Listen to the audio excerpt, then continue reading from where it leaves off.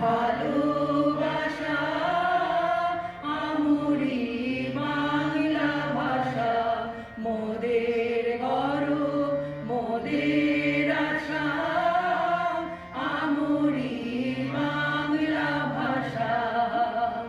কি জাদু বাংলা গানে, গান গীতার মাঝি প্রাণে, কি জাদু বাংলা গানে, গান গীতার মাঝি প্রাণে। এক অনন্য উচ্চতায় পৌঁছতে পেরেছে। আপনাদের হাতে আমাদের শঙ্খ পত্রিকাটি তুলে দেব। স্বাগতম ও আন্তরিক প্রণাম জানাই। আপনারা সকলে সুস্থ থাকুন, আনন্দে থাকুন। সমবেত সুধী, সম্মানিত অতিথি, তাদের সবাইকে নমস্কার জানিয়ে, এবং আমাদের সাথে আজকে রয়েছেন স্বামীজি রামকৃষ্ণ মিশনের। দেশ ও দ্বন্দ্বের উন্মাদনা ও রেষারেষি মানুষের মনে এনে দিচ্ছে অবসাদের কালো ছায়া। মানুষ তাই খুঁজে বেড়াচ্ছে প্রাণের আরাম, মনের শান্তি। এই সন্ধানের বার্তা বহন করে রচিত প্রাচীন সাহিত্য, যেখানে কবি, লেখক ও মুনি ঋষিরা কাহিনীর মাধ্যমে পথ দেখিয়েছেন ক্লান্তি ও অবসাদ জয়ের কালোজয়ী ও যুগান্তকারী সাহিত্য।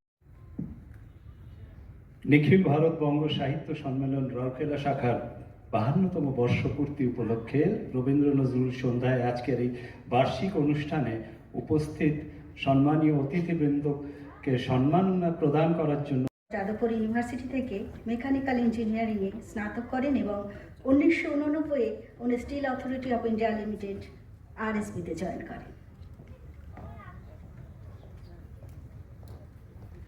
সম্বলপুর ইউনিভার্সিটি থেকে ইকোনমিক্সে মাস্টার করেছেন আমাদের মাননীয় ম্যাডাম প্রভাতী মিশ্রা। গানের প্রতি ওনার অগাধ ভালোবাসা আমাদেরকে মুগ্ধ করে।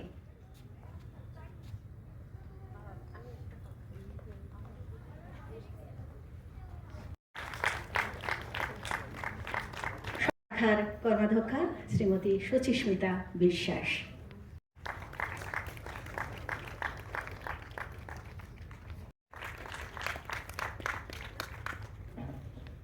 সাহিত্যপ্রেমী গুণীজন এবং আমার সামনে বসা প্রিয় ভাই ও বোনেরা, সবাইকে জানাই আমার আন্তরিক নমস্কার ও শুভেচ্ছা। আজ নিখিল ভারত বঙ্গ সাহিত্য সম্মেলনে রাউরকেলা শাখার এই গৌরবময় বার্ষিক উৎসবের প্রধান অতিথি হিসেবে আমাকে ডাকার জন্য আমি নিজেকে খুব সম্মানিত মনে করছি। রাউরকেলা শহরকে আমরা চিনি ভারতের অন্যতম শ্রেষ্ঠ ইস্পাত নগরী হিসেবে, কিন্তু আজ এখানে এসে বুঝতে পারলাম আর আপনারা শুধু লোহা আর ইস্পাত দিয়ে এই শহর গড়েননি, তার সমান্তরালে শিল্প, সাহিত্য আর সংস্কৃতির এক অপরূপ নন্দনকানন গড়ে তুলেছেন। যখন আমরা নিখিল ভারত বঙ্গ, তখন আমরা কেবল একটি প্রতিষ্ঠানের কথা বলি না, আমরা জড়িয়ে পড়ি এক শতাব্দী প্রাচীন ইতিহাসের সঙ্গে।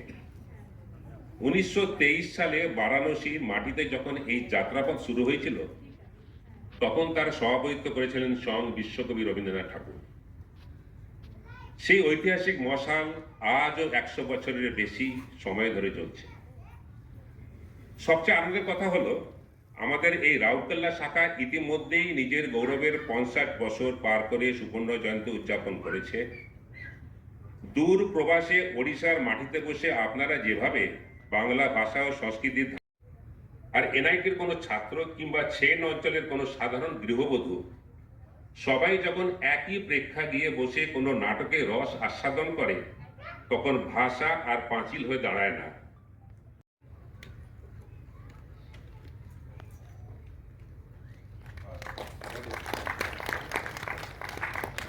সম্মাননা জানাচ্ছেন শ্রীমতী নবনীতা পাল চৌধুরীকে কিছু বক্তব্য রাখার জন্য অনুরোধ করছি। সদস্য এবং উপস্থিত সমস্ত ব্যক্তিদের আমার বিনম্র প্রণাম। আজ নিখিল ভারত বঙ্গ সাহিত্য সম্মেলনে রাউরকেলা শাখার বার্ষিক অনুষ্ঠানে উপস্থিত থাকতে পেরে আমি আনন্দিত ও গর্বিত। আমি উপস্থিত সমস্ত ব্যক্তিদের আন্তরিকভাবে অভিবাদন জানাচ্ছি। বাংলার বাইরে বসবাসকারী বাঙালিদের মধ্যে বাংলা সাহিত্য এবং সংস্কৃতির প্রচার এবং প্রসারে নিখিল ভারত বঙ্গ সাহিত্য সম্মেলনের রাউরকেলা শাখা একটি অগ্রণী ভূমিকা পালন করেছে। বিভিন্ন প্রতিযোগিতা এবং সংস্কৃতির অনুষ্ঠানের মধ্যে দিয়ে বাংলার গৌরব আছেন সৈনিকদের আমি অভিবাদন জানাই। আমরা নিখিল ভারত বঙ্গ সাহিত্য সম্মেলনের সঙ্গে দীর্ঘদিন জড়িত আছি এবং এই রাউরকেলা শাখা তার একটি গর্ব।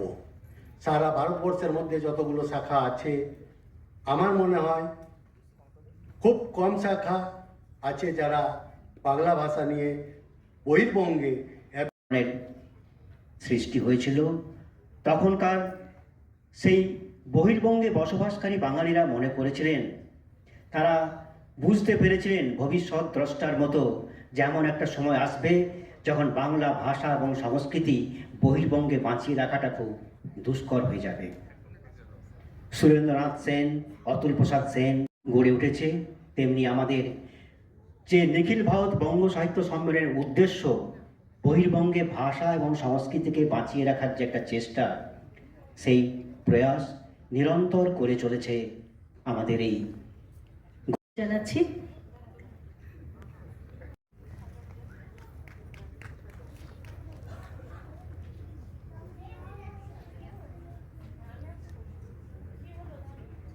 সাহিত্য চর্চার যে ক্ষুদ্র প্রয়াস শুরু হয়েছিল আমাদের এই শাখার পূর্বসারীদেরই হাত ধরে, তার সাথে যুক্ত হতে পেরে আমি সত্যিই খুব গর্বিত এবং আনন্দিত বোধ করছি।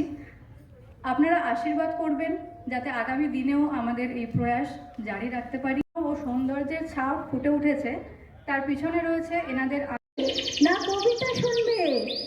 জঙ্গলে একটা বাঘ ছিল। বাঘটি ছিল ভীষণ রাগী আর দুষ্টু। একদিন বাঘ জঙ্গলে সবাইকে ডেকে বললে, শোনো, থেকে এক একজন করে আমার বাড়িতে আসবে, আমি তোমাদের একজন একজন করে খাবো। আমার ভীষণ মন খারাপ হলো, কিন্তু ছিল একটা দুষ্টু খরগোশ এবং ভীষণ চালাক। একদিন কি হলো, দুষ্টু খরগোশের পালা ছিল, কিন্তু দুষ্টু খরগোশটি অনেক দেরিতে আসায় রাজা বাঘটি রেগে গেল। সঙ্গে সঙ্গে বলল, কি রে এলি যে?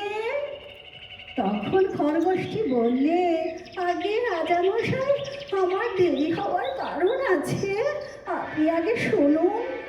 তাড়াতাড়ি বল, কেন দেরি করলি?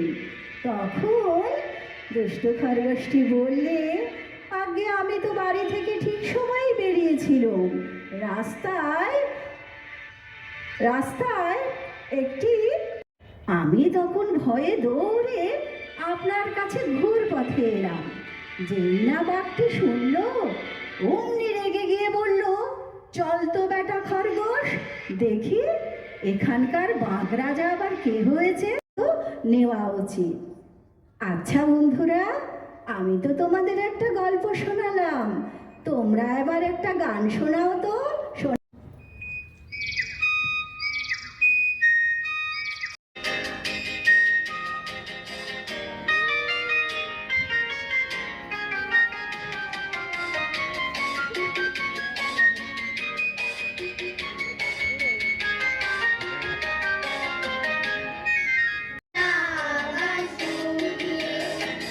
বুলবুল পাখি ময়না দিয়ে আয়া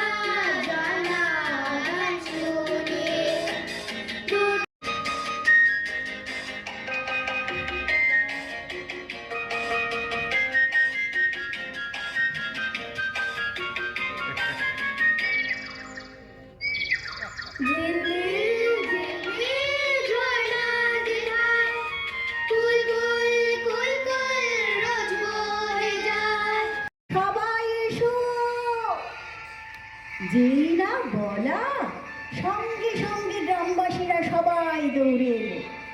এসে দেখছে কোথায় পারে তো কোনো বাঘ পড়েনি।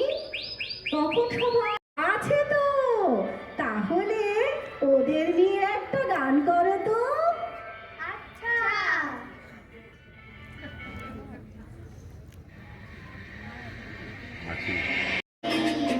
ওর একটি ছিল মাছি, তার নামটি ছিল বাছি।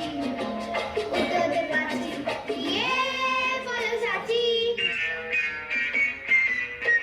একটি ছিল মাছি, তার নামটি ছিল বাছি। ওরে একটি ছিল মাছি।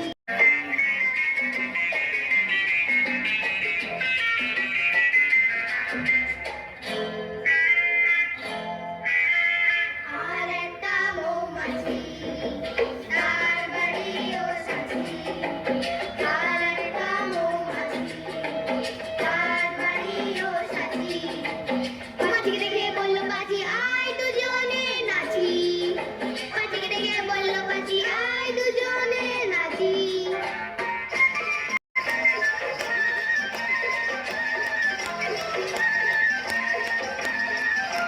পাখিরা দেখছিল একটা ছোট্ট মতন গাছি। পাখিরা দেখছিল একটা ছোট্ট মতন গাছি। সে বলল যাচ্ছি বড়, সে বলল যাচ্ছি বড়, ঘুম দুধ চাচি, আরে ঘুম দুধ চাচি, আরে ঘুম দুধ চাচি। যেই না গেল গোপ চাষতে, সেই বড় মৌমাছি। যেই না গেল গোপ চাষতে, সেই বড় মৌমাছি।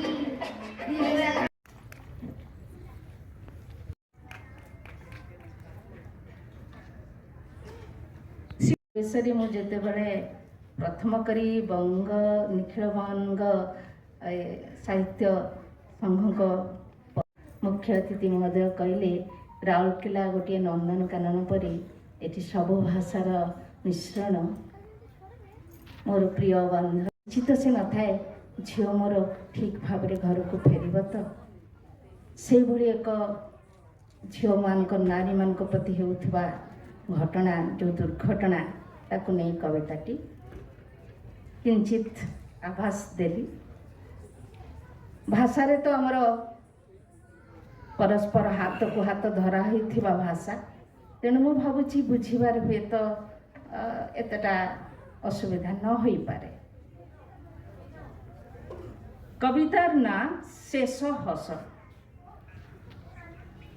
ତମର ବି ସେମିତି ଗୋଟେ ଭାଗ୍ୟ ହେଉ ଈଶ୍ୱର, ତମର ବି ସେମିତି ଗୋଟେ ଭାଗ୍ୟ ହେଉ ଈଶ୍ୱର। ହତ୍ୟା ହଉ ହଉ ରକ୍ଷା ପାଇଯାଉ, ଗନ୍ଧ କୂପ ଆଡ଼କୁ ମୁହଁ କରିଥିବା ଏକ ଦଲ ଦଲ ଭ୍ରୂଣ, ଆଉ ତୁମର ଜନ୍ମ ହେଇଯାଉ। ତମର ବି ଆମ ପରି ରୁନି, ଝୁନି, ସୁହାସିନୀ, ସୀମନ୍ତିନୀ, ସରଳା, କମଳା ପରି କିଛି ଗୋଟେ ନାଁ ହେଉ। ଆଉ ପ୍ରଶ୍ନବାଚୀ ପରି ଗୋଡ଼ ଭାଙ୍ଗି ଲାଖି ହେଇ ରହିଗଲା ବେଳେ নিজ মাটি কান্থরে তমে বি আকাশ মুঠোয় পুড়েছি এক পৃথিবীর সংসার, মনের আঙিনায় তবু বাসা বাঁধে অবসাদ। কংক্রিটের অরণ্যে মুছে যায় বৃক্ষের স্মৃতি, অদৃশ্য তরঙ্গে জুড়ে থাকে মহাদেশ। আজ যন্ত্র শেখে অবিকল মানুষের ভাষা, শুধু আমরাই ভুলে যাই মানবতার প্রাচীন বর্ণমালা। সীমান্তের ওপারে বাতাসে ভাসে উদ্বেগের গন্ধ, ধান ক্ষেত পেরিয়ে অস্থিরতার শব্দ ছুটে আসে। যেন সব পথ এসে মিশে যায় এক বিন্দুতে, প্রাণের চেয়ে বড় কিছু নেই আর এ পৃথিবীতে। যদি কোনোদিন সত্যি আবিষ্কারের বৈভবে হবে মানুষের হৃদয়ের সেতু বন্ধনেরই উৎসবে, সেদিন আমরা এক সুরে বলবো, তুমি নও পর, আমিও নই একা, একই আকাশের তারাতলে, একই মাটির গন্ধে, একই অশ্রু আর আশার উৎস থেকে জন্মেছি। সকলেই মানবতার সন্তান আমরা, সকলেই মানবতার সন্তান আমরা। ধন্যবাদ। ডক্টর কৃপা সিন্ধু নায়েককে সম্মাননা জানাচ্ছেন শাখার উপদেষ্টা মণ্ডলীর সদস্য শ্রী পল্লব চ্যাটার্জী। ଉତ୍ତର ବେଦରା ଅନେକ ଜାଣିନଥାନ୍ତି। ଆପଣମାନେ ସମସ୍ତେ ଅବଗତ ଅଛନ୍ତି ଯେ ପ୍ରତ୍ୟେକ ସାହିତ୍ୟିକ କବି କି ନାଟ୍ୟକାର ଜଣେ ଜଣେ ଛୋଟ ବଡ଼ ଗବେଷକ କହିଲେ ଅତ୍ୟୁକ୍ତି ହେବ ନାହିଁ। ତ ବାୟା ଚଢ଼େଇ ଭିତରେ ଯେଉଁ ସୁଖୀ ପକ୍ଷୀ ଯେଉଁଟା ଆମେ କହୁଛୁ ଯେ ସେ ସବୁଠାରୁ ସୁଖୀ ପକ୍ଷୀ, ତାର ଭିତରେ କ'ଣ ଦୁଃଖ ରହିଛି, କ'ଣ ଶୋକ ରହିଛି, କ'ଣ ସୁଖ ରହିଛି, ତାକୁ ସେ କେମିତି ସାମ୍ନା କରୁଛି ତାର ପରିସ୍ଥିତି ପରିବେଶକୁ, ଏବଂ ସେ ପରିସ୍ଥିତିକୁ ସେ କେମିତି ଅତିକ୍ରମ କରିପାରୁଛି, ତାହା ହିଁ ବାୟା ଚଢ଼େଇର ଦୁଃଖ କବିତା ସଂକଳନର ମୂଳ କଥା। କବିତା ସଂକଳନଟି 1907 ମସିହାରେ ପ୍ରସ୍ତୁତ ହୋଇଥିଲା, ପ୍ରକାଶ ପାଇଥିଲା। ପିଛା ଧରିଥିବା ଗଛ କୋରଡ଼ର ସାପଠୁ ନିଜକୁ ବଞ୍ଚାଇ ଏ ଡାଳ ସେ ଡାଳ ହୋଇ ଦିହକ କଟେଇ ଦେଇଥିବା ପକ୍ଷୀ ହିଁ ଦେଇପାରେ ସେ ବୃକ୍ଷର ସାରା ପରିଚୟ। ଏବେ ବାୟା ଚଢ଼େଇ ଆଖିରେ ଝଲସି ଉଠୁଛି ନିଖିଳ ଜଗତ, ଯେପରି ଶିଶିର ବିନ୍ଦୁରେ ସୂର୍ଯ୍ୟ, ଛୋଟ ଝରକାଟିରେ ଦୃଶ୍ୟମାନ ଅନନ୍ତ ଆକାଶ। ପଛରୁ ଗୋଡ଼େଇ ଆସୁଥିବା ଭୟ ଏବେ বায়া চড়াইকু আউ এডালরু সেডা কাটানো পাখি দিতে পারে গাছটির পুরো পরিচয়। এখন বাবুইয়ের চোখে উদ্ভাসিত নিখিল জগৎ, শিশির বিন্দুতে সূর্য যেমন ছোট জান্নায় দৃশ্যমান অনন্ত আকাশ। পেছনে তারা খাওয়ার ভয় এখন বাবুই পাখিকে আর এ ডাল থেকে সে ডাল করাতে পারে না। সামনে থেকে আসা বিপদও তার জায়গা থেকে তাকে নড়াতে পারে না। সে তো দুঃখীদের নির্বাক অশ্রুতে হৃদয়কে নিষিক্ত করেছে আর লোলুপ কাজেরও মঙ্গল চেয়েছে। তার বুক যদি কাঁপিয়ে না দিত ঝড়, চোখ থেকে যদি মুছিয়ে না দিত অন্ধকার, সে কি বুঝতে পারত কখনো তার কান্নাও অন্যদের চোখের জলও তার নিজের? সে বুঝেছে শত্রু হবে না সুহৃদ সহজে, কিন্তু তার বুকের কোনো এক কোণে থাকা ছল ছল ভাবটিতে ঢেউ খেলিয়ে দেওয়া যায় আপন করে নেওয়ার ক্ষমতায়। হতে পারে এটা তার জন্য এক কুন্তলা কুমারী সাবত। কবিতাটির নাম হলো বনফুল উদ্যান কুসুম। এ তো বনফুল চির অনাদরে ফুটিছি কণ্টক বেড়ারে। এ তো বনফুল চির অনাদরে ফুটিছি কণ্টক বেড়ারে। আনো কোটিকত উদ্যান কুসুম বড়িছি কেতে সে শ্রদ্ধারে। ସାନ ଚାରା କାଳୁ ଅତି ଯତନରେ ମାଡ଼ିର ସିଞ୍ଚିଲା ସଳିଳେ। ବଢ଼ିଲା ଗଛଟି ଆନନ୍ଦରେ ଅତି ଦୋହଲି ବସନ୍ତ ଅଣିଳେ। ଚାହୁଁ ଚାହୁଁ ଫୁଲ ଫୁଟିଲା ସୁନ୍ଦର ବିତରିଲା ବାସମୋହନ। ଲୋକେ ତ ରସିଲେ ଆଦରେ অনাই সে পরা উদ্যান সুমন। যে কুসুম কাননে উদিত হইয়াছে সে অতি লালনে পালনে। করিল পালক সলিল সিঞ্চন অতি যতনে। অঙ্কুরিত হইল সপুষ্পক তুলিল আনন্দে বসন্ত অনিলে। সময়ের প্রভায়ে ফুটিল কুসুম মনোরম করিল সুবাস বিতরণ। মজিল মন আদরে চাহিয়া কহিল মানবজন, আহা অতি উত্তম এ তো কানন সুমন। সে তো বনফুল গহন আধারে ঘন ঘোর লতা কুঞ্জে ফুটিল একাকী করিল সুবাস বিতরণ। তবুও চক্ষু কাহারো চাহিয়া দেখিল না তাহারে। চক্ষু হয়তো না পারে চিনিতে তাহারে, মানব না পারে করিতে বিচার তাহার গুণ। পুষ্প যুগল দেখিয়া ভ্রমরে চিনিতে পারে ঠিক কাহার আছে কত রূপ কাহার কত গুণ। ধন্যবাদ। পাঠ করছি।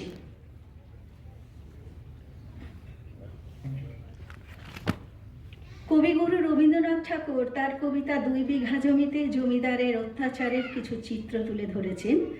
বর্তমানে জমিদারি রাজ আর নেই, তবে সেই জায়গা তা ধরেছেন আর এক প্রজন্ম। তারা হলেন জমিদারের চেয়েও বর্বর এবং মাস্তান। ওদের পরিচয় প্রমোটার। কবি 2 বিঘা জমির অনুসরণে এবং কবিতার ভাবধারাকে যথাসাধ্য অক্ষুণ্ণ রেখে প্রমোটারদের অত্যাচারের কিছু চিত্র তুলে ধরার চেষ্টা করেছেন এই কবিতার মাধ্যমে। কবিতার নাম শুধু কাঠাচার। শুধু কাঠাচার যে বাবার আর যে কিছুই নাহি, প্রমোটার এসে মৃদু হাসি হেসে বলে, আমার যে ওটা চাই।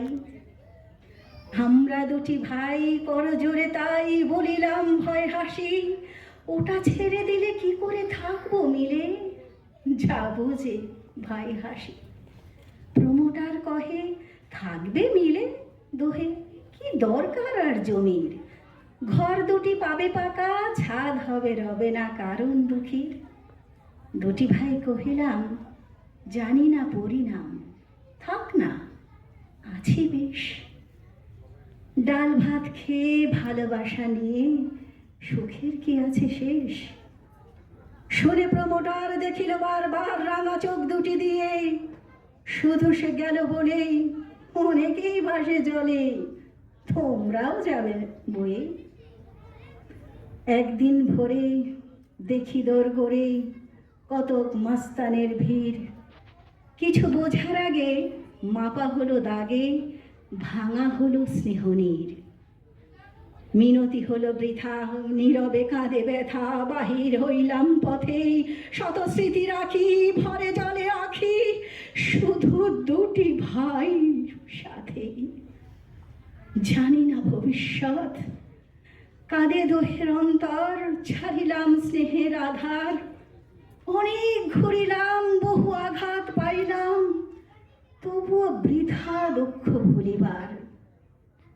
বহুদিন পর কাটিল মোদের অন্তর, দেখিতে স্মৃতি বাবার, সেই মতকে তাপে ক্লেশে দাঁড়ালাম এসে 4 কাঠার।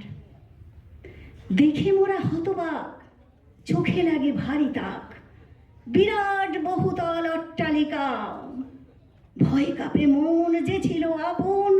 মাটির পাশে বসি মোরা ক্লেশে, একটু জিরাইবার লাগি, দারোয়ান আসি বাজিয়ে তার বাঁশি, তাগাদা উঠিবার লাগি। বলি করো জোরে একটু বসি ধারে, এটা ছিল আমাদেরই বসতি। এ শোনে কার কথা, কে বোঝে কার ব্যথা, দেখালো ক্ষমতার নেই কমতি। নিয়ে গেল ধরে টানাটানি করে বাবু প্রমোটারের ঘরে, সটবট বেশে বাবু মশাই হেসে বলল, দেখছি একটু পরে। ঘরে কত আবাসী, বলল হবে পরবাসী, ভালো নয় কো মতলব, শাস্তি দিন করা, না হলে টপকাবে প্যারা, হবে সমূহ বিপদ। বলে বাবু প্রমোটার, কারণ নেই ভাবিবার, নির্ভয়ে যান ফ্ল্যাটেতে। শুনে আমরা হাসি, সাহেব প্রমোটার আসি, বলে দে দিয়ে আয় ওদের ফাঁড়িতে, বলে দিয়ে আয় ওদের ফাঁড়িতে। নমস্কার।